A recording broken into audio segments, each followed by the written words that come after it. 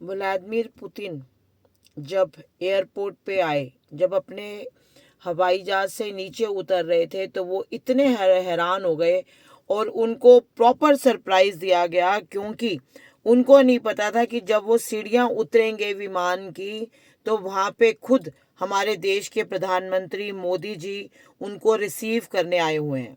उनकी हैरानी देखने वाली थी, उनके जो चेहरे के भाव थे वो देखने वाले थे। वो इतने ज़्यादा खुश हुए क्योंकि ये बिल्कुल सरप्राइज रखा गया था और उनको पहले से नहीं बताया गया था। ना ही विदेश मंत्री जो रशिया के हैं लेवरोव, उन्होंने बताया था। वो जो विदेश मंत्री हैं वो आए थे अभी पहले, और उनको भी हमारे प्रधानमंत्री जी ने खुद मिले थे, ग्रीट किया था। जबकि चाइना के भी विदेश मंत्री आए थे पिछले हफ्ते, उनसे किन्हीं कारणों से हमारे प्रधानमंत्री नहीं मिल पाए थे। तो जब वो आए थे, जब रशिया के विदेश मंत्री, तो बहुत सारी डील्स वो पहले से ही तय करके गए थे कि ये डील्स होंगी, ताकि जब पुतिन आए तो वो डील्स पे हस्ताक्षर हो सके। तो आज की डेट में अगर कोई यूक्रेन या यूक्रेन रशिया का अगर कोई युद्ध रुकवा सकता है तो वो सिर्फ भारत है। पुतिन इतना ज़्यादा भारत पर विश्वास करते हैं और वो अपनी मेजर जो डिसीजंस हैं आज की डेट में भारत से सलाह करके, जितने भी उनके ग्लोबल डिसीजंस हैं वो भारत से सलाह करके करते हैं।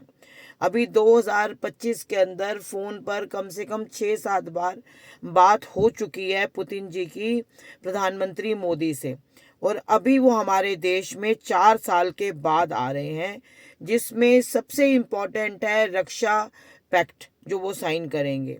आपने देखा है कि कितने दबाव के बावजूद, ट्रम्प के इतने दबाव के बावजूद भारत ने पुतिन से सस्ता तेल लेना नहीं छोड़ा, क्योंकि उससे हमारी आर्थिक जो व्यवस्था है उसको बहुत सहायता मिली है। गैस का हमने डील्स उनके साथ साइन किए हैं।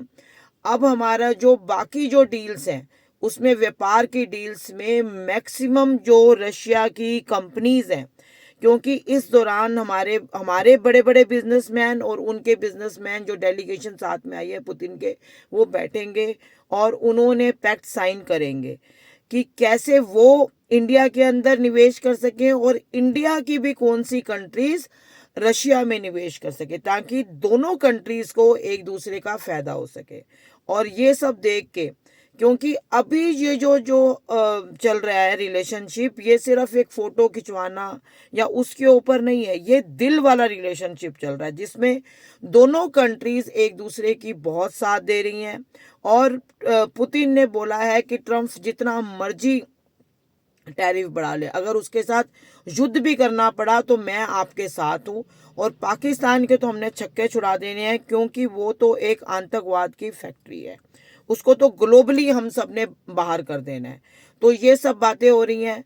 और 400 जो एक पैक्ट हमारे यहाँ मिसाइल्स का जो वहाँ से आई थी, ऑलरेडी पहले भी आई थी, उसी को दोहराना है। और फाइटर जेट्स और बहुत सारे लेने हैं अभी रशिया से, वो इतने सारे ले लेने हैं कि ये जो अमेरिका, चाइना और यूरोप की भी कुछ कंट्रीज हैं जो हमारे पे नज़र गड़ा के बैठी हैं, वो एकदम सावधान हो जाएं, क्योंकि अब अगर कुछ भी उन्होंने गड़बड़ करी तो हमारे पास बहुत अच्छे फाइटर जेट्स हैं जो हमने प्लानिंग कर ली है, हम ऑलरेडी खरीद रहे हैं रशिया से, हम आगे भी खरीदेंगे।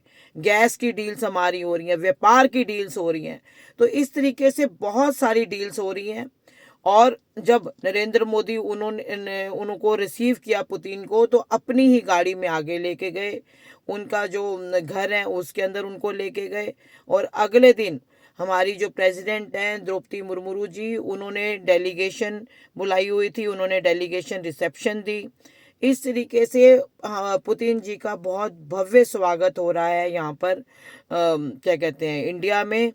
और इंडिया के अंदर इंडिया रिलेशनशिप और रशिया रिलेशनशिप बहुत ही बेहतर हो रहा है, जिसमें वो किसी के दबाव में आके कोई काम नहीं करेंगे। अब जो जो व्यापार हो रहा है इंडिया और रशिया में, और जो भी आगे हो रहा है, उसमें रूबल और जो भारत का रुपया है उसको प्राथमिकता दी गई है, और उसमें डॉलर को साइडलाइन कर दिया है। डॉलर को साइडलाइन करने से जो ट्रम्प है उसकी रातों की नींद उड़ी हुई है।